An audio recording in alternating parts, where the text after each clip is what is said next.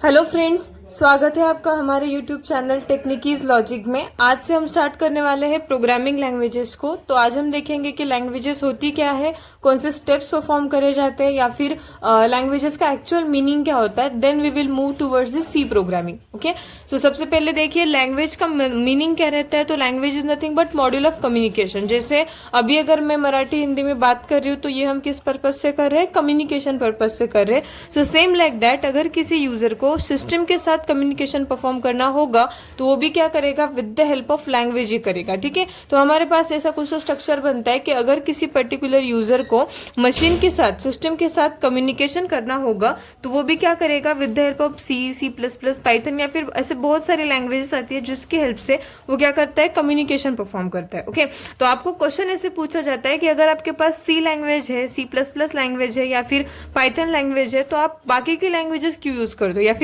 सी language है तो सी plus plus का क्या यूज रहेगा या फिर पाइथन का क्या यूज रहेगा। तो इसका सीधा सीधा क्वेश्चन ऐसा बन सकता है कि अगर हमारे पास मराठी हिंदी लैंग्वेजेस है तो हम अदर लैंग्वेजेस क्यों यूज करते हैं, बिकॉज डिपेंड ऑन रिक्वायरमेंट। हर एक यूजर का अलग अलग रिक्वायरमेंट होता है। ओके, किसी को मराठी समझती है, किसी को इंग्लिश समझती है, किसी को हिंदी समझती है। सो सेम लाइक दैट, अगर आपको गेम डेवलपमेंट में जाना होगा तो आप कोई अलग लैंग्वेज यूज कर रहे हो। अगर आपको ऑपरेटिंग सिस्टम डेवलप करनी है, आपको डेटा में जाना है, आपको मान लो सॉफ्टवेयर डेवलपमेंट में जाना होगा, आपको वेब डेवलपमेंट में जाना है, या फिर किसी भी अलग अलग फील्ड में अगर आपको जाना होगा तो उसके लिए पर्टिकुलर एक एक लैंग्वेज बनाई जाती है। दैट मीन्स मेरे कहने का ये मतलब है कि अगर आपको कोई पर्टिकुलर लैंग्वेज सीखनी होगी तो उसके फीचर समझिए। अगर आपको पता है कि सी के क्या फीचर्स है या फिर सी क्या क्या कर सकती है तो आपको सी का यूज पता चल जाएगा, सी को किस फील्ड में यूज करना है। ओके, सो सेम उसी तरीके से देखिएगा कि लैंग्वेज का यही मतलब बनेगा कि आपका सी लैंग्वेज क्यों यूज होगा, सी प्लस प्लस क्यों होगा, क्योंकि हर एक के अलग अलग फीचर्स आते हैं। ठीक है,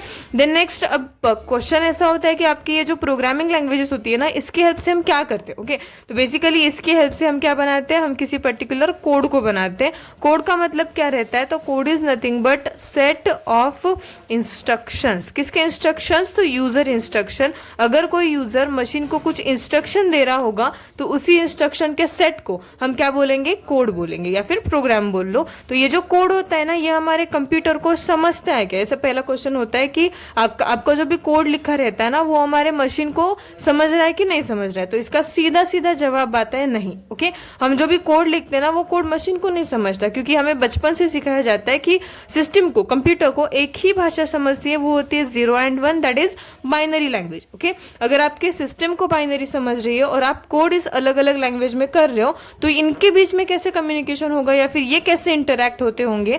ध्यान से देखिएगा कि आपकी जो भी लैंग्वेजेस होती है ना, CPP या फिर कुछ भी प्रोग्रामिंग लैंग्वेज ले लो, उसको बाइनरी लैंग्वेज में कन्वर्ट करने के लिए हमारे पास अलग से सिस्टम सॉफ्टवेयर आते हैं।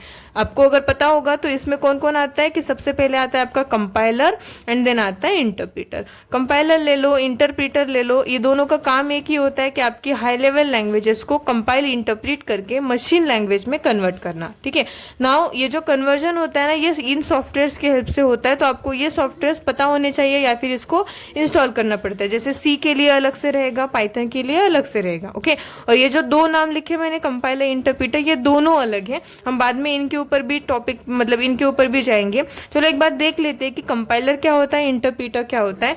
अगर लेट सपोज ले लो कि मेरे पास एक कंपाइलर का कोड है या फिर आप बोल लो कि सी लैंग्वेज का कोड है, और वही उसी तरह से मेरे पास पाइथन का कोड है, या फिर इसी को हम बोलेंगे कि ये इंटरप्रीटर बेस्ड कोड है। मतलब जो सी लैंग्वेज आती है ना, वो कंपाइलिंग लैंग्वेज होती है, और जो पाइथन लैंग्वेज आती है वो इंटरप्रीटर बेस्ड लैंग्वेज होती है। ठीक है, नाउ इन दोनों का डिफरेंस समझ लो बेसिक। मान लो आपके पास दो कोड है। ओके, दोनों में आपने सेम प्लस माइनस परफॉर्म करके रखा है। तो अगर लेट सपोज एग्जांपल ले लो कि आप क्या कर रहे हो कि आपके माइनस में, मतलब मान लो कि आपका जो पहला कोड है ना एडिशन का, वो दोनों में एग्जैक्ट बराबर है, मतलब दोनों में कुछ भी एरर नहीं है, आपने बराबर लिखा है।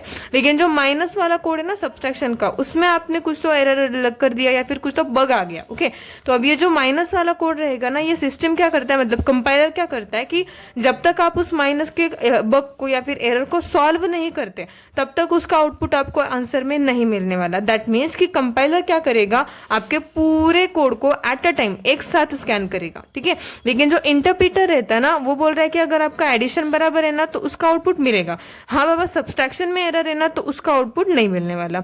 दैट मीन्स मैं ये बताना चाहती हूँ कि जो पाइथन या फिर कोई भी इंटरप्रीटर होता है ना, वो क्या करता है, line line by line scanning देता है। आपका फर्स्ट लाइन बराबर है, उसका आउटपुट आएगा, सेकेंड लाइन गलत है, उसका आउटपुट नहीं आने वाला है। ठीक है, एक बात ध्यान में रखिएगा, दोनों का अप्रोच टॉप टू डाउन ही रहता है, मतलब जो स्कैनिंग रहती है ना वो शुरू से ही स्टार्ट होती है। तो अगर आपके स्टार्टिंग में ही कुछ एरर आ गया इंटरप्रीटर में, तो ये भी नीचे तक या फिर ये भी नेक्स्ट लाइन तक नहीं जाने वाला, ये भी यहाँ पे क्या होने वाला है, स्टक होने वाला है। याद रखना ये। तो आपका शुरू से कोड बराबर होना चाहिए इंटरप्रीटर के लिए, ताकि वो आगे चल के हर एक लाइन को स्कैन करके पूरे कोड का आउटपुट आपको प्रॉपर से दे दे।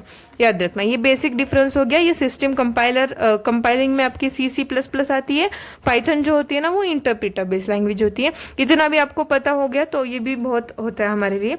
नाउ इसका डेफिनेशन समझिए। प्रोग्रामिंग लैंग्वेजेस का मतलब क्या होता है? तो programming languages are those languages which are used to perform communication between user and system. जो मैंने अभी बताया आपको कि किसी भी पर्टिकुलर यूजर और सिस्टम को कम्युनिकेशन परफॉर्म करने के लिए हम किसको यूज कर रहे हैं? प्रोग्रामिंग लैंग्वेज को यूज कर रहे हैं। ठीक है, आफ्टर दैट हम ये बोल सकते हैं कि the system software which convert high level languages into binary language. Now high level language का मतलब क्या बनेगा? तो आपकी C++, Python, these are high level languages जिसको हम कन्वर्ट कर रहे हैं किसमें? हमारी बाइनरी लैंग्वेज में। तो इसको क्या कहा जाता है? कंपाइलर या फिर इंटरप्रीटर कहा जाता है। ठीक है, तो लैंग्वेजेस के ऐसे 3 बिल्डिंग ब्लॉक्स आते हैं। कौन से रहेंगे? तो सबसे पहला होता है हमारा बाइनरी लैंग्वेज, जो हम अभी बोला ना मैंने कि जो हमारे कंप्यूटर को समझती है वही लैंग्वेज होती है बाइनरी लैंग्वेज। ओके, अब थोड़ा सा अगर आप हिस्ट्री की तरफ जाओगे तो ये जो बाइनरी लैंग्वेज आती है ना, ये कैसे बनी होगी? ओके, ध्यान से देखिएगा कि हमें पता है ये जो 0 1 आते हैं ना, इसको बिट कहा जाता है। ये बिट क्या रहते हैं? तो बिट आर सबसे स्मॉलेस्ट यूनिट होता है ये हमारे मेमोरी का। जैसे हम बोलते हैं गीगाबाइट्स, मेगाबाइट्स, उसमें से सबसे स्मॉलेस्ट यूनिट होता है बिट, और हमारे पास 2 ही बिट है, 0 एंड 1। ओके, नाउ इसके ऊपर कौन सा कम्युनिकेशन या फिर ये कैसे लैंग्वेज यूज होती होगी? तो लेट सपोज एग्जांपल ले लो कि मेरे पास कुछ वर्ड था गुड। ओके, मान लो मेरे पास ये गुड वर्ड है और मुझे इसके लिए कोड करना है किसमें? बाइनरी लैंग्वेज में। ओके, तो आप क्या करोगे? जी के लिए 1001, ओ के लिए 11100, लेट सपोज डी के लिए 00001 या फिर कुछ भी ऐसे बिट लिखोगे। ठीक है, तो अगर आपको किसी ने बोला कि गुड लिखना है बाइनरी में, तो आपको क्या करना पड़ेगा? पूरे बिट्स को एक साथ कंबाइन करके लिखना पड़ेगा, या फिर इन सारे बिट्स को आपको याद रखना पड़ेगा कि हाँ बाबा जी के लिए ये बिट है, डी के लिए ये बिट है, और सो ऑन। ओके, तो किसी भी नॉर्मल वर्ड को लिखने के लिए इतना बड़ा कॉम्प्लेक्स वर्ड आपको याद रखना पड़ता था किसमें? बाइनरी लैंग्वेज में। तो इसी कॉम्प्लेक्सिटी को कम करके हमने इस्तेमाल करा या फिर हम यूज करते असेंबली लैंग्वेज को। ठीक है, नाउ असेंबली का मतलब क्या रहता है? तो these are group of binary code. Group of binary code का मीनिंग क्या होता है? तो जैसे मैंने कहा कि किसी वर्ड के लिए आपको ये पूरा ग्रुप याद करना पड़ता था, तो हम क्या करेंगे? लेट सपोज मान लो मैंने एडिशन का कोड करना चाहा, लेकिन किस में?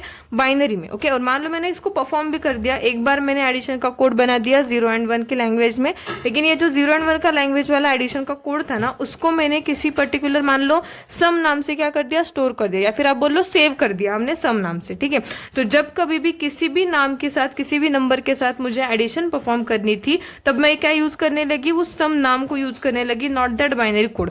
मतलब हम वो कोड नहीं यूज करते, हमने उसको जो भी नाम दिया था ना, उस नाम को हम यूज कर पा रहे हैं। तो यहाँ पर मैंने क्या करा? बाइनरी लैंग्वेजेस का एक ग्रुप बना दिया सम इस नाम से। तो ऐसे जो ग्रुप्स आते हैं ना, मैं ये नहीं बोल रही कि सम ये नाम रहेगा असेंबली में, लेकिन ऐसे कुछ नाम हो सकते हैं जिसके पीछे नथिंग बट बाइनरी का बिट आता है। ओके, तो इसी पूरे वर्डिंग को क्या बोला जाता है? असेंबली लैंग्वेज कहा जाता है, जिसको हम ऐसे बोल सकते हैं कि these are group of binary code. मतलब बाइनरी कोड का ही वो क्या रहता है? ग्रुप रहता है। Okay, after that high level languages आती है। अब हाई लेवल लैंग्वेजेस यानी हमारी C, CPP, पाइथन, जावा, SQL वगैरह। अब इनको हाई लेवल क्यों कहा जाता है? क्योंकि इसमें जो हम वर्ड यूज करते हैं ना, जैसे वाइल, फॉर, इंक्लूड, ये सारे हमारे क्या होते हैं? इंग्लिश के वर्ड्स होते हैं, इसलिए इसको क्या कहा जाता है? हाई लेवल लैंग्वेज कहा जाता है। याद रखना ये। ठीक है, तो बस आज के लिए इतना ही। हमने क्या क्या देखा कि प्रोग्रामिंग लैंग्वेजेस क्या होती है, कंपाइलर क्या रहता है, इंटरप्रीटर क्या रहता है, देन कौन से बिल्डिंग ब्लॉक्स आते हैं लैंग्वेजेस के, और कम्युनिकेशन कैसे परफॉर्म होता है किसी भी पर्टिकुलर यूजर और सिस्टम का। Thank you.